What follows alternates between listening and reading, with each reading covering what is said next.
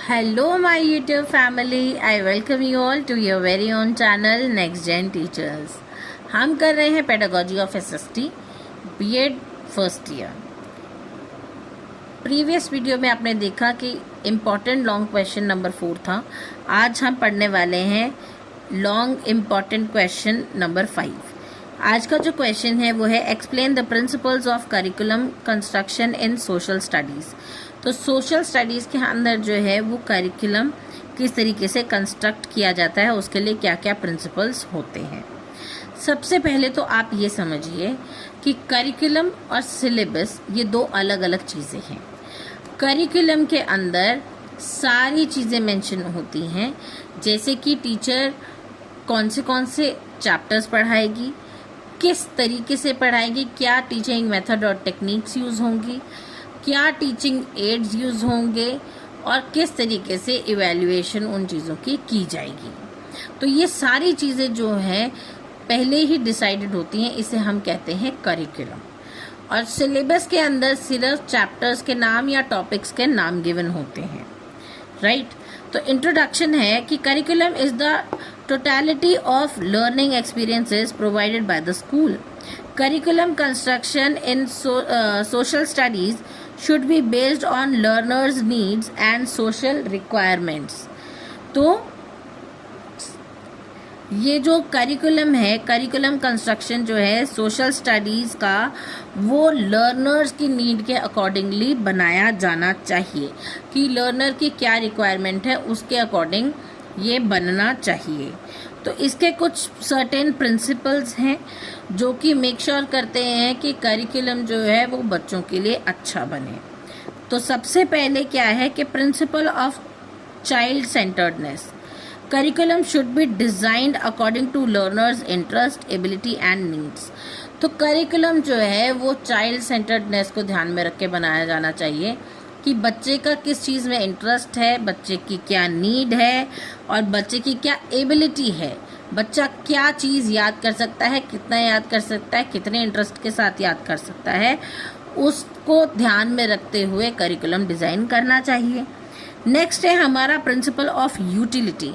अब बच्चा जो चीज़ सीख रहा है उसको अपनी डे टू डे लाइफ में अगर यूज़ करेगा तभी उसका याद करने का या कोई चीज़ सीखने का फ़ायदा है। तो knowledge should be useful in everyday life. तो ऐसा कंटेंट ऐसे तरीके से सिखाया जाए जो कि डेली लाइफ में इस्तेमाल हो सके। नेक्स्ट है principle of correlation. Different social science disciplines should be integrated.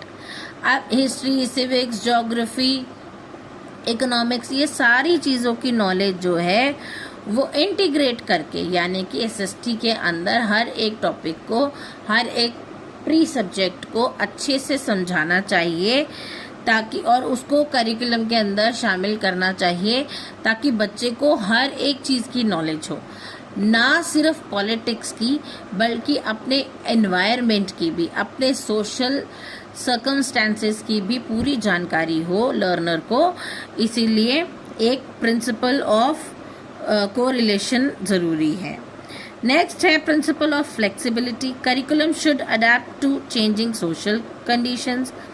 अब ये जो करिकुलम है ये फ्लेक्सिबल होना चाहिए, एक कि क्योंकि हर एक चीज़ के अंदर डेवलपमेंट होती है, हर एक नई इन्फॉर्मेशन डेवलप होती है और बच्चों को सिखाने का तरीका भी अलग अलग इस्तेमाल किया जाता है। तो इसीलिए करिकुलम जो है वो फ्लेक्सिबल भी होना चाहिए, उसके अंदर प्रिंसिपल ऑफ फ्लेक्सिबिलिटी भी होनी चाहिए, that curriculum should adapt to changing social conditions. Next है प्रिंसिपल ऑफ एक्टिविटी। अब ये एक्टिविटी बेस्ड होना चाहिए ताकि बच्चे जो हैं हर एक चीज़ को लर्न कर सके, लर्निंग बाय डूइंग की तरीके से। Learning should occur through active participation.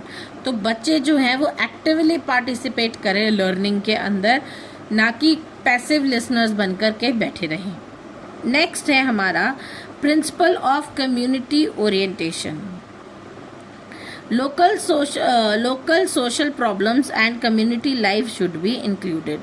तो बच्चों को डे टू डे लाइफ में उनके आसपास जो सोशल सर्कल में जो हो रहा है उसको टैकल करने की भी तरीके जो हैं बच्चों को सिखाए जाने चाहिए ऐसे करिकुलम के अंदर।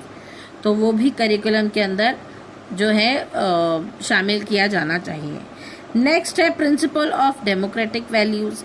Curriculum should promote liberty, equality and justice. तो करिकुलम जो है वो प्रमोट करना चाहिए बच्चों के अंदर, बच्चों को बताना चाहिए कि हमारे पास इक्वालिटी है, हमें इक्वालिटी के साथ में रहना चाहिए, सभी को सामान्य समझना चाहिए और हमारे पास लिबर्टी है, हम खुल के जी सकते हैं और अगर हमारे साथ में कोई अन्याय होता है तो हमें जस्टिस भी मिलेगा। तो ये सारी डेमोक्रेटिक वैल्यूज़ भी जो है करिकुलम में बच्चों को सिखानी चाहिए। नेक्स्ट है हमारा principle of national integration.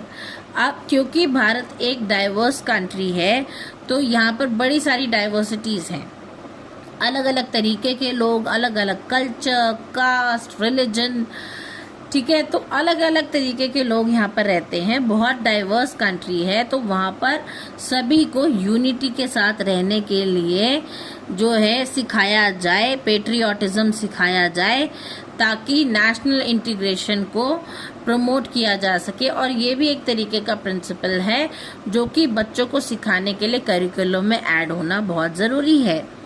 Principle of international understanding. It promotes world peace and global cooperation.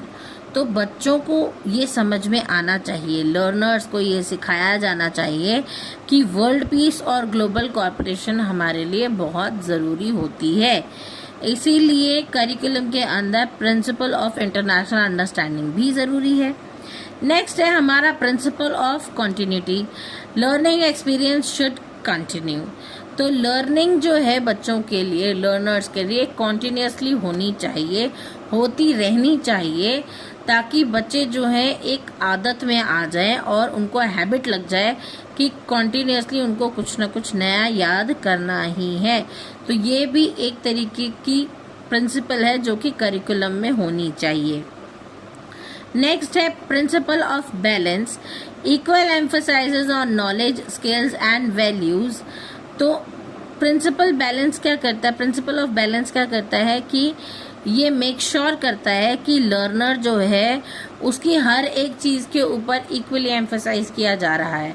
बच्चे को खेलने कूदने भी दिया जा रहा है, उसकी अगर कोई खुद की एक्टिविटी है, फॉर एग्जाम्पल बच्चा किसी चीज़ में अच्छा है, सिंगिंग में अच्छा है, डांसिंग में अच्छा है, तो उसको वो भी परस्यू करवाया जा रहा है। बच्चे की डेमोक्रेटिक वैल्यूज़ भी अच्छी करवाई जा रही हैं और बच्चे की जो नॉलेज है, जो एकेडमिकली और नॉन एकेडमिकली बच्चे को जो है प्रॉपर तरीके से एनहांस किया जा रहा है, बच्चे को डेवलप किया जा रहा है।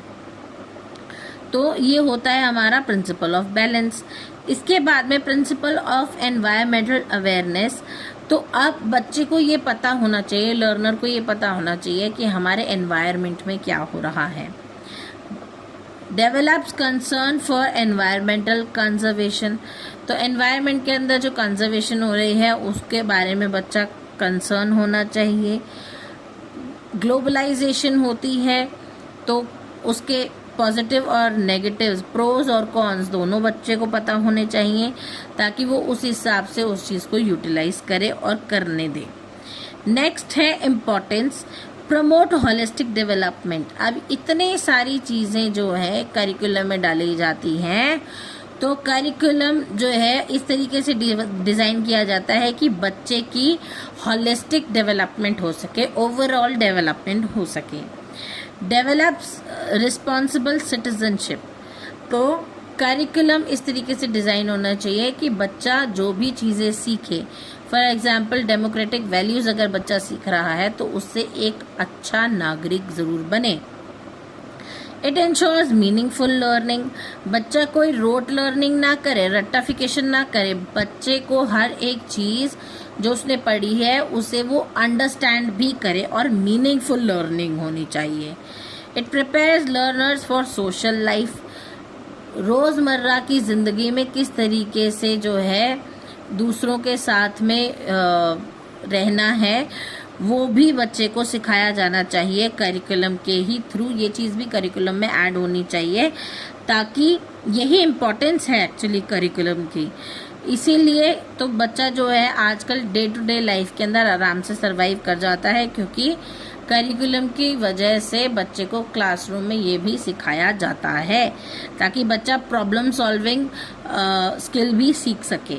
इसका कंक्लूजन है, a well constructed social study curriculum develops socially efficient, responsible and democratic citizens capable of facing contemporary challenges.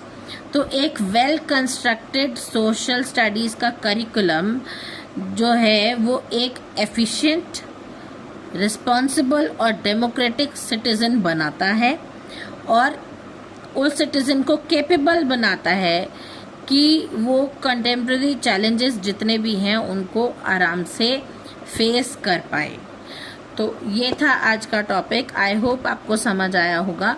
अगर आपको मेरी वीडियोस अच्छी लगती हैं तो please do like, share it with your friends. अच्छे अच्छे कमेंट्स करके मुझे मोटिवेट करना ना भूलें, क्योंकि वीडियो बनाने में बहुत मेहनत लगती है। और आने वाली और इम्पॉर्टेंट क्वेश्चन की वीडियोस को जल्दी से आप नोटिफिकेशन उसकी ले पाएँ, तो उसके लिए मेरा चैनल सब्सक्राइब ज़रूर कर लें। मिलते हैं अगली वीडियो में, तब तक के लिए थैंक यू।